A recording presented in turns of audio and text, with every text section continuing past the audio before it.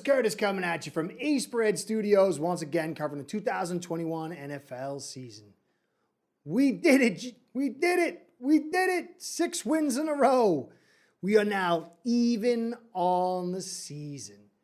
We are like the AFC East Jason Voorhees coming out of the ground from the dead. Just think of where we were a few weeks ago. You know, I'm not going to stamp our entrance into the postseason or say we're going to win throughout. But right now, this has been a very, very good accomplishment. And this, as I thought it would be, was a very tough win. We'll dig into the reasons why. You know what I like to do here. I like to talk about the awesome fan positive stuff. I like to talk about the realistic stuff in the middle. And then I like to put my concerns on the other side. But right now, I just want to focus and bask in the good. 6 wins in a row. We got a double deuce dropped on the Jets for losses this season. That's a beautiful thing. We're now 7-7, and the Patriots lost last night, which further creates the hope, the possibility that that last game of the season, Week 18 against the Patriots at home, is going to have massive implications.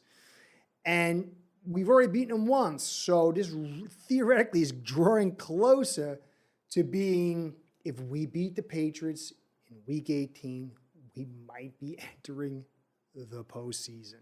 Now, there's a long, long road from here to there. I knew this week was going to be an extremely tough game. We lost Waddle, we lost Holland. And just the team itself is a tough team against us. And luckily, defensive tackle Fudakasi got hit with the C word, and he was out of the game. And that changed so much, folks. There's so many things that you might have seen and you might not realize got changed and were created because of his absence. He's a top 50 tackle in the NFL, and he got replaced by Shepard and Rankins. And Rankins is one of the worst run defenders, interior run defenders in the game. Shepard's not so good either. He's one at the bottom. I think, PFF ranks him like 101. And Fudakasi's around 45. So it was a big, big hit to this Jets defense because we have the 45th best offensive line in football, but they've got like the 53rd best linebacking core when it comes to run stop. They're terrible. And so Fudakasi being out exposed that terrible linebacker core, and we gashed him. I said that that's the way to beat the Jets. I just didn't think we could get to that second level. But with Fudakasi gone, we were able to, and it really made all the difference. I was surprised Carter didn't get more touches. They really went with Coleman more. He had some nice runs. I felt like their OCs were where our OCs were a few weeks ago. They really don't like to run the football that much. They have a few trick plays in their book that's really, wow. But then really the consistency and the decision not to really just run the ball and be patient is where they're at. And thankfully, because they're terrible, our OCs showed a lot of patience today, really attacked that defense with the run game. Duke Johnson, when you look at his stats, you're going to say, wow, it's an amazing day. He should have been our runner all season long.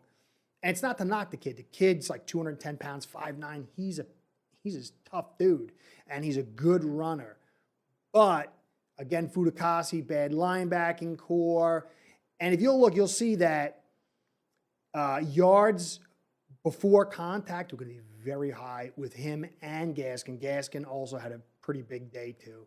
So it's a little inflated. It's not to knock it. It was the smart thing to do.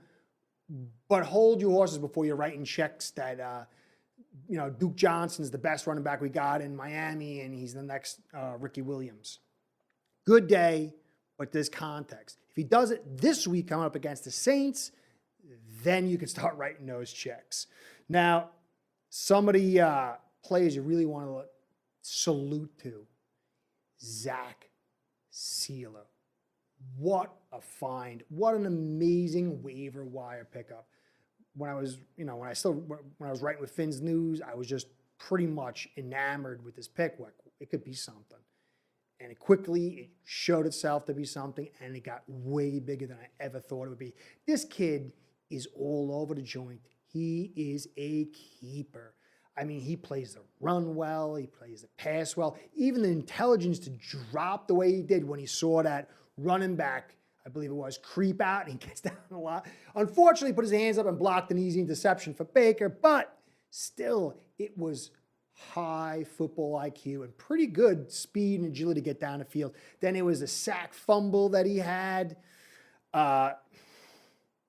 What a really, really good player. This kid is the future. He's a future foundational piece. I think he's moved past the simple, nice little happy story into this kid's a real, real player who's just coming into his own because he's very young. Now, it was a game that got a little nervous early. And as I said, Holland wasn't there and we couldn't run the defense we wanted to. And we really didn't. We didn't put any pressure defense until well into the end of the first half. We ran, 4 pressure defenses because I think without Holland, we were nervous. We wanted to see Zach Wilson, what he was capable of. And when they saw his limitations, they kind of opened the door, realized this kid's not going anywhere. So it really came into play. Holland was missed early, but Zach Wilson and the OCs, and as I had mentioned, Connor McDermott filled in for Fant at left tackle. I said that was a key, and it was pressure there all day. He's a disaster. He is very, very bad. He is worse than maybe Eichenberg at this point, but Eichenberg had a good day today, so I got to pull some of that back. Our offensive line, despite the failings of the Jets defense, they did play pretty well. I got to go back to the tape and take a look at it, see what I see. But they did play much better. It will be, like I said, it'll be very interesting. These next 3 games are such litmus tests. It's going to be, if we beat the Saints, the fans that are really hyped on this team going very far, you can really put your foot in the ground on that game. And then the Titans, and then obviously the Patriots. These next 3 games are so critical. We'll get to see this offensive line is really taking a step forward. Ford, I think the announcers the on and off again relationship with Ford. He came through pretty big. He's a good little player. It's amazing how he just keeps floating around, but he played really well. Parker really stepped up for Waddle being out, had some big plays, short plays. Really came through for us today. Really, really came through for us today. And there was Baker, that Baker blitz. There was the Brandon Jones sack. There's a lot of little other plays that came through. This was a team win on defense. Really, really impressive. But of course, we got to always focus on Tua. Now, Tua was erratic early. It was ugly early. But it was a hot and cold day.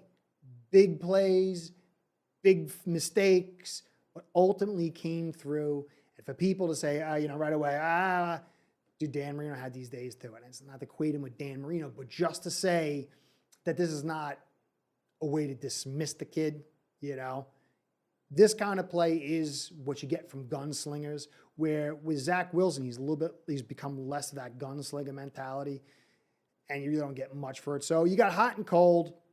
I want to go over the plays. There was that early handoff to Duke Johnson. I think it was going to be an RPO pullout. Something went wrong there. He was forcing early. And some of that forcing early was they only putting 3 receivers out. There was some pressure. But still, I didn't like that part of his game early. It was just it wasn't patient enough. And you could see there's the first pick he had, it was like a bunch where they had 3 wide receivers on one side of the field.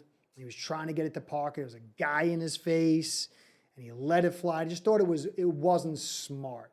It was some of that, but he's young. This is what these young quarterbacks do, even older quarterbacks. So I gotta say, I didn't like it, but he settled down. That deep pass To Parker, that was a thing of beauty. He threw it, for those who say can't throw the football, he threw it like 35 yards at least over the cornerback and underneath the safety to Parker on the post, I should say. And it was a perfectly thrown ball. A lot of people were celebrating Parker on that, but it was a nice catch, but that was one amazing throw. And, then there was the over the middle to Gesicki. And it was first down. It was a first down play, second quarter, 3:29 left. And it was an inside post. And it was a real nice play. Let it fly. Gesicki was open. It was a really good play. But then again, he forced it in the end zone when Gesicki was triple covered. And I didn't like that again either. I mean, Gesicki was able to break it up, and it was almost in the range of being caught, but just wasn't smart. But these are the things he's going to have to develop. He's still young. Still a young quarterback. But then that throw to Ford, I don't know, even the people, those who don't like him as a quarterback have to tip their hat. That pass play to Ford, the trajectory of dropping it in like that was a special pass, thing of beauty. But then he came back and he had the pick six. And he did look in that direction. He really didn't manipulate the corner. But if you think about it, why was Hunter Long stretched wide doing a comeback? Hunter Long, why was he there? I mean, that cornerback was about 190 pounds. He had zero fear of a double move. He had zero fear of any pressure over the top. So all he's doing is watching the quarterback's eyes, knowing that if he looks at him, it's going to be a short throw. I just don't understand. They were forcing in Hunter Long all day, and it was to the detriment of the team. I just don't really get why he'd be stretched wide like that. It was just, I don't take the fault away from Tua. Came out slow. It didn't have the velocity it needed. He stared down Hunter. I don't know why that was his first read. I think Gesicki was open underneath as well. I don't get how you have Hunter Long out over there. It's just moronic. But then he came back and he had that slant to Parker for the TD, the game-winning TD. And in the middle of that, I wanted to save the best for last. That run he had where he trucked, the cornerback.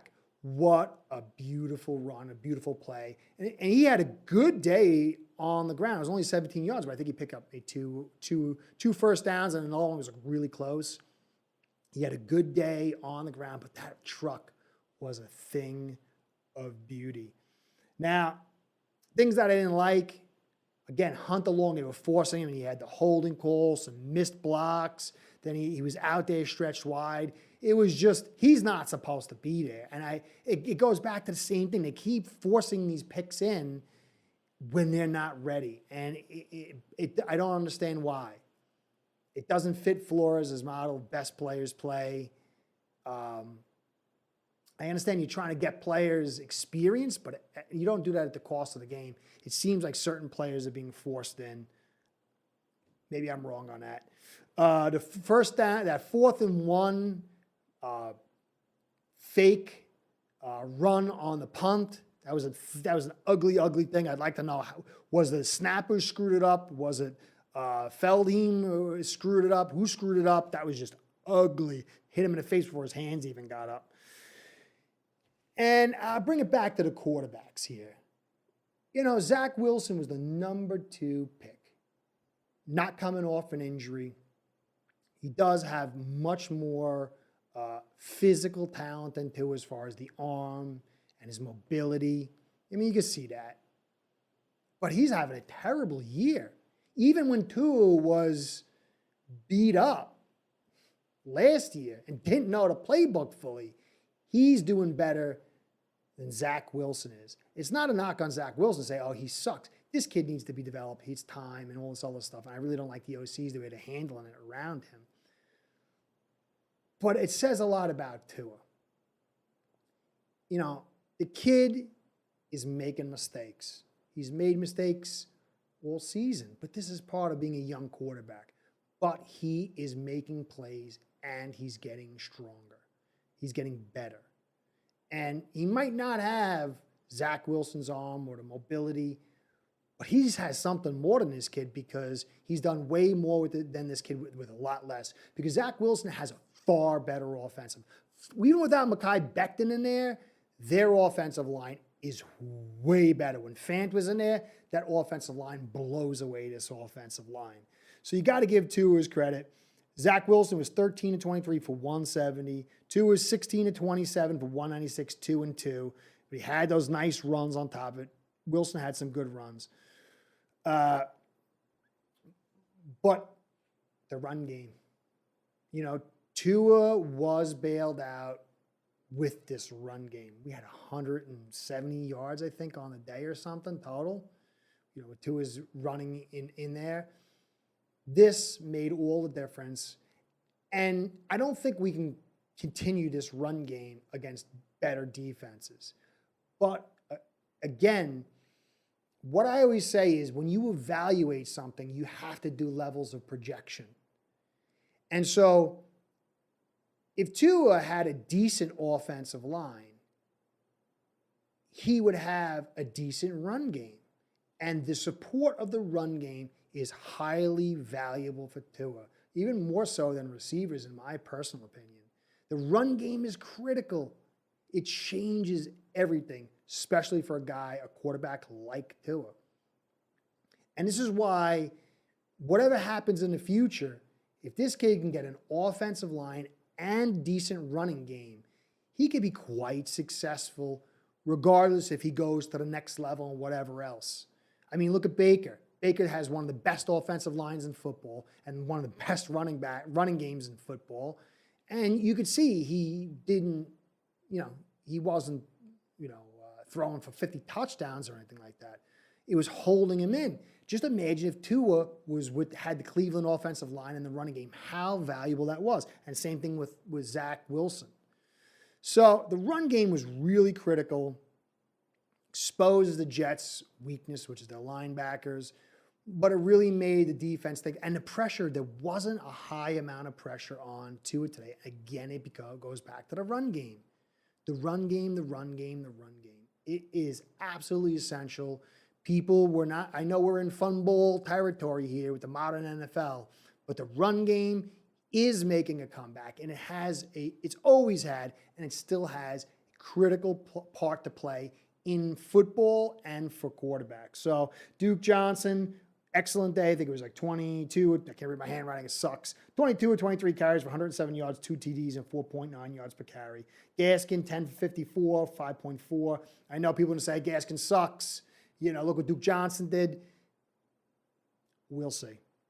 But we got 6 wins, 7-7, going against the Saints.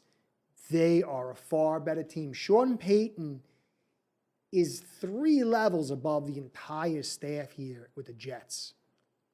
And even Taysom Hill makes Zach Wilson, he looks like a Pro Bowler compared to Zach Wilson. Then you got Kamara, a fairly good offensive line, a pretty good defense, going to be on the road.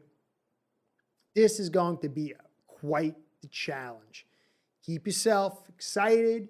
Make this a Christmas present. Be joyful and happy. But also, don't get too high. Realize there's some tough fights ahead of us, but that's beauty. That's the beauty of football. This is going to be some great football coming up this Sunday. Get yourself prepared. I got some film coming. I'm going to do 2 film studies. It'll be a little short this week. Turning 50, right around Christmas. Christmas and all that stuff. So I'm taking a couple of days off. So I'm going to do 2 nice film studies for you guys. Let me know what you want in the comments. I'll put them up there. And let's get ready for the Saints. We're in this. Whatever you say, we're in this. So please like, comment, and subscribe. Comments mean the most. It's going to help me find a direction to the film that you want to take a look at. Likes and subscribes help us with Google Awards, keep us in business, and I like that too. Guys, I feel real good. As Curtis saying, catch you next time. Be well. Go Fins. Start building your own online sportsbook today by getting signed up with aspread.com service that'll allow you to book action on sports from all around the world.